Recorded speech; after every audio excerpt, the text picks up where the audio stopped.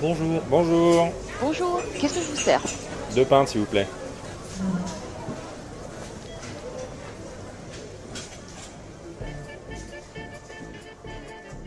Ah non Emilien, je suis désolé. Excuse-moi pour la dernière fois, j'étais sec, j'étais de mauvaise humeur, mais en fait j'étais super triste. Allez, on trinque à Carrie Fisher. Ouais, mais mets pas ta mauvaise humeur sur la mort de Carrie Fisher, Mais c'est trop je facile. te jure, j'ai été hyper ému par sa mort, quoi. La mort de notre petite princesse. C'était un personnage fabuleux dans Star Wars. C'était une femme forte qui tient tête à Dark Vador, qui manie le blaster, qui va à la marave. C'est une femme de tête, qui est une diplomate de la République, qui est une sénatrice, une dirigeante. C'est une femme sexy dans son bikini doré. C'est une femme habile. Oui, bon, elle est morte, elle est morte. Mais oui, elle est morte, mais regarde, elle tient tête à Han Solo. Sérieusement, je suis très sérieux là-dessus. Je pense que c'est une des femmes de la science-fiction les plus valorisantes pour les femmes. C'est pas comme les autres héroïnes modernes de la science-fiction, je pense à Katniss Everdeen dans Hunger Games. Alors certes, c'est une guerrière, mais c'est avant tout une adolescente brinque-ballée par son triangle amoureux. Comme dans de nombreux domaines, Star Wars a innové en donnant une vraie place aux femmes. Ouais, enfin, la saga a surtout participé à donner une mauvaise connaissance sur l'espace et la physique. Hein. Les sables laser, la vitesse de la lumière, les superstructures irréalisables. Et d'ailleurs, l'excellent astrophysicien Roland Lehoucq a pointé ça dans un très bon ouvrage de vulgarisation scientifique sur Star Wars. Mais je reconnais aussi que Star Wars a donné une autre vision du futur au cinéma de SF, avec un monde moins lisse que Star Trek, un univers plus sale, plus bordélique. Et c'est ça que j'aime dans Star Wars, cet univers qui grouille de vie et d'histoire. Et c'est ce qui m'a fait beaucoup aimer d'ailleurs le dernier Rogue One. Oh non, Rogue One, moi j'ai préféré l'épisode 7. Ouais non mais non, lui de la merde là. Non, tu as raison. Mais par contre, je suis 100% d'accord avec toi sur le côté bordélique de Star Wars, avec les vieux rats, les contrebandiers, les planètes paumées. Cet univers large montre un truc très intéressant. C'est que le développement technologique n'est pas uniforme dans une société. D'un côté, tu vois Coruscant avec le Sénat impérial, les plateformes volantes, les élégants vaisseaux aux lignes épurées, et de l'autre, tu vois Tatooine avec les ferrailleurs, les déplacements à dos de bêtes, les hommes des sables. Ouais, en gros les mecs de droite, les mecs de gauche, quoi, c'est ça que t'es en train de dire. Non, pour de vrai, c'est assez réaliste. Sur Terre aujourd'hui, il y a des vraies différences de niveau de vie. Ici, on boit du champagne en ayant une Apple Watch au poignet, les mecs de gauche. Ouais, bien sûr. Et là-bas, on n'a plus de lumière une fois le soleil couché et il faut marcher plusieurs kilomètres pour avoir de l'eau. J'ai pas d'Apple Watch. Mais quand il pense, Star Wars, c'est une saga de SF qui est au final pas très inventive. Elle se base sur des choses très communes pour nous et c'est ce qui nous plaît, je pense. Tu regardes la bande-annonce de l'épisode 4 en 77. On te vend de l'espace, du rêve, des nouvelles planètes, mais on est quand même dans quelque chose d'assez lisse où les valeurs, les notions de bien et de mal, les sentiments sont ceux du monde de la société de la guerre froide. C'est quand même très basique. Il y a juste le décor qui change. C'est pas comme dans Star Trek. Hein. Enfin, je te dis ça, je dis rien, mais. Ouais, bah dis rien plutôt. Ouais, d'accord. Mais au contraire, Emilien, ce monde est très différent du nôtre. Le manichéisme y est omniprésent. Le côté obscur, le côté lumineux de la force semble avoir une frontière très claire que les personnages franchissent en toute conscience. Alors que dans la vraie vie, on est plus souvent dans une zone grise entre le bien et le mal. On fait des choses en sachant que c'est pas toujours très bien, mais on les fait quand même. Après, est-ce que le côté lumineux et le côté obscur sont tout à fait de bien et le mal? Je suis pas sûr. Les Jedi, en fait, c'est une forme de milice extrémiste de la République qui veille à maintenir la bonne manière de penser. Ouais, tu vas fort. En gros, les Jedi, c'est quoi? Les chevaliers du politiquement correct? Non, des gouvernants de gauche. Mais bon, tu m'enlèveras pas de l'idée que l'univers de Star Wars, ça reste quand même notre société avec un décor, avec des technos du futur.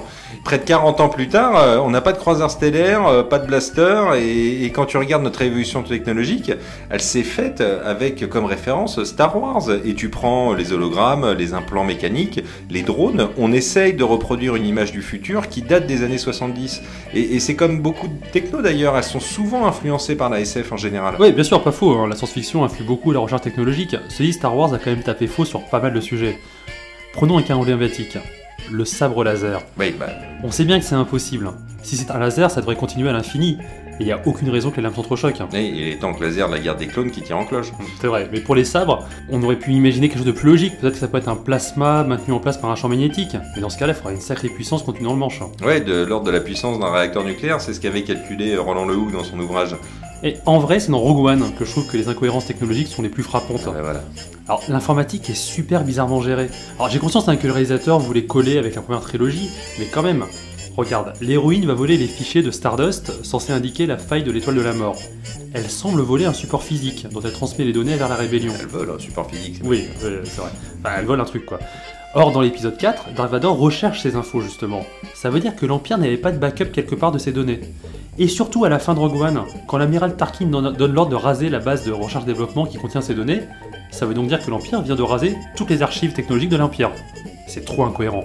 Mais ça, c'est parce que tu portes trop de crédit à l'Empire. Et c'est d'ailleurs une très bonne analogie à notre société. Les grands dirigeants sont généralement à côté de la plaque sur beaucoup de choses. Ils prennent des décisions complètement débiles. Exemple dans Star Wars avec Tarkin qui dit « Oh bah non, on va tout péter, on s'en fout du travail des autres. » Et dans notre monde, avec Giscard qui dit qu'il faut mieux aller à fond sur le Minitel plutôt qu'un truc qui s'appelle ARPANET et le protocole TCP/IP qui donnera naissance à un truc qu'on appelle Internet. Hein. Ouais, enfin lui, il a pas bombardé le CERN en Suisse quand même. Ah, on sait pas.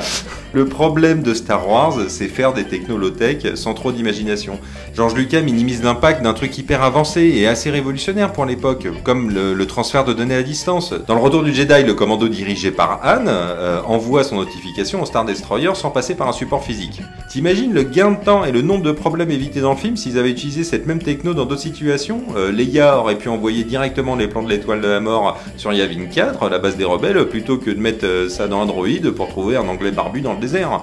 Sacrée mission. Bah oui. Non mais en fait, pas sûr Emilien, c'est pas vrai, parce que tu la connais toi la distance entre le vaisseau de Leia et Yavin au début de l'épisode 4? Faisons une estimation mais un peu au hasard. Imaginons que cette distance est équivalente à celle entre nous et le plus proche système solaire voisin, donc 4 années-lumière. Or les ondes voyagent à la vitesse de la lumière. C'est-à-dire que les données mettraient 4 ans pour atteindre Yavin. C'est un petit peu long quand même pour calmer l'étoile de la mort. Oui, bon. D'ailleurs cette problématique du temps et de la vitesse fait me parler des vaisseaux dans Star Wars. Star Wars a quand même répandu l'idée que la vitesse de la lumière c'est la panacée pour voyager dans l'espace. Le Faucon Tu veux Millennium... dire le YT 1300? Fanboy. Et les Star Destroyers franchissent des distances inimaginables grâce à la vitesse de la lumière. Or, cette vitesse est lente dans l'espace en réalité. Il faut 7 minutes à la lumière pour parcourir la distance Terre-Soleil.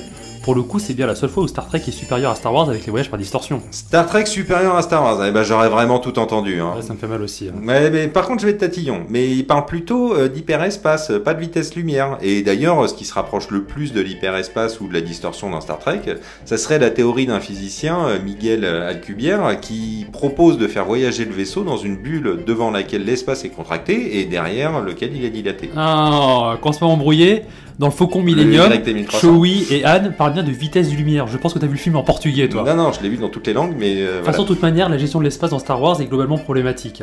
La proximité de l'étoile noire avec une planète poserait des graves problèmes gravitationnels. Un champ d'astéroïdes, c'est pas un amas de cailloux denses, ce sont des rochers espacés de plusieurs milliers de kilomètres. Et surtout, dans l'espace, il n'y a pas de bruit, il n'y a pas de pampan et de tchou-tchou et de... Ça serait beaucoup trop chiant. Par contre, George Lucas et les créateurs ont eu une imagination débordante en matière de vaisseaux. J'adore le X-Wing, j'adore le TIE Fighter, les A-Wing, les Star Destroyer.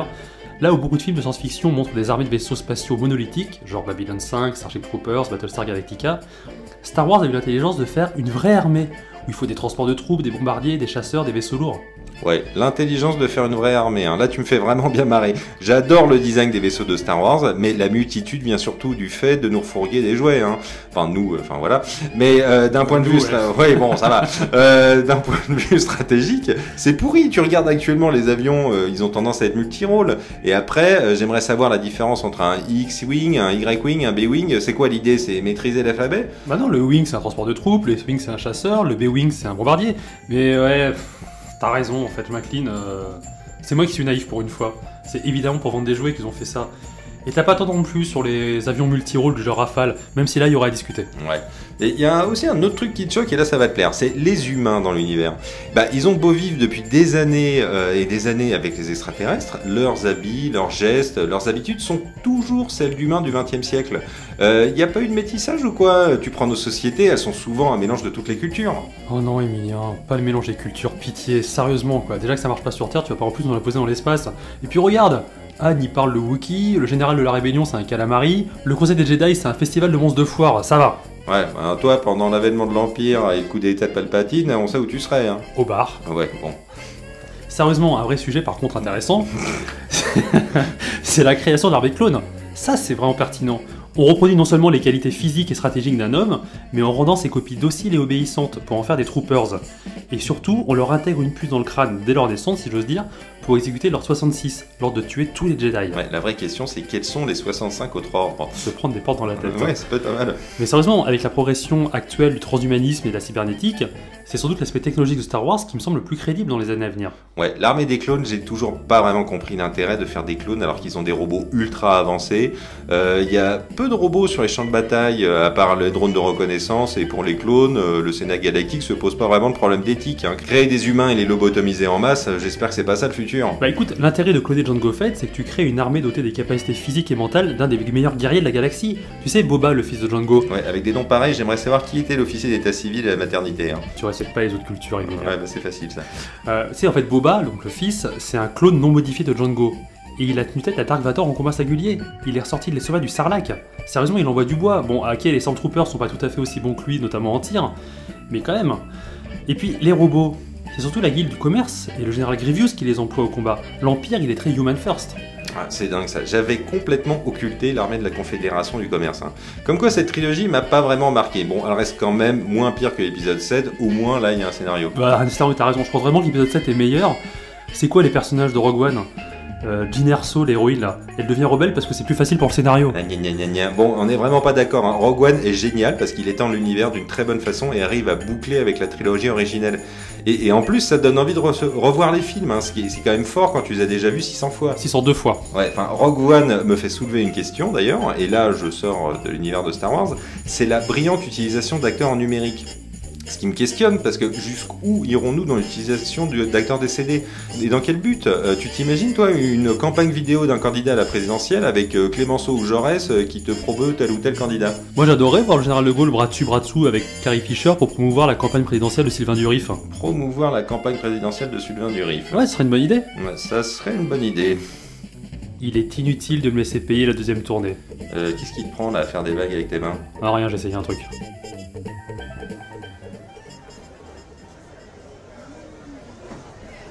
Excusez-moi, on va fermer, je vais devoir vous encaisser. C'est pour moi.